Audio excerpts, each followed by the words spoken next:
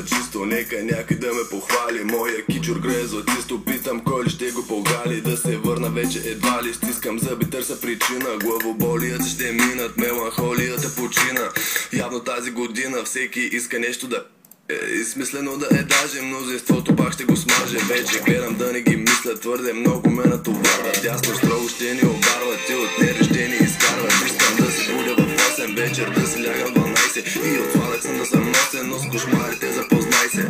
Пак за коли пъстотен, през нощта събуждам се потен. Може често да съм самичък, но не съм се чувствал самотен. Имам всякакви мисли нелепи, но ги гоня, защото са вредни. Питай ме дали ми се цепиш, ще ми видиш пръстите средни. Бах ти нека да се втълпяват на децата, че са полезни. Може би това заслужават тревоманчета нелюбезни. Средни мигове да ги чакат, махат чисто новата маска. А отдолу виждам лицата, които моят чеп ще отраска.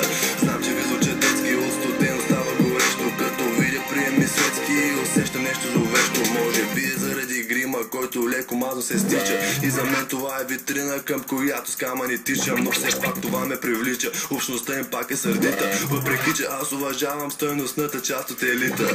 Днес не давам на нищо, ако щеш ме слушай така е. Особено на неща, за които няма как да се знае. Извървяните километри носят болка на всяка става. Знаеш, че римите ми са тетри, с който трябва да се сглобява. Пак сърцето ми оглупява, защото вижда нещо красиво и си връща част от вкуса на чувството да бъде щастливо. Вече знам защо ми е криво, но ще го запазя в тайна. Болката е необичайна, май направо сменям дизайна. Дай на мен да седна до тебе, мога на ръка да ти гледам. Дали познавам, питаш, а не бе, цял живот ще ти бъда предан.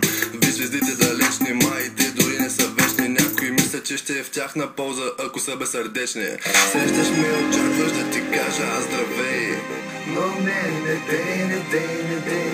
Искаш да влезеш в обществото като злодей, но не дей. Мислиш, че да гледаш нови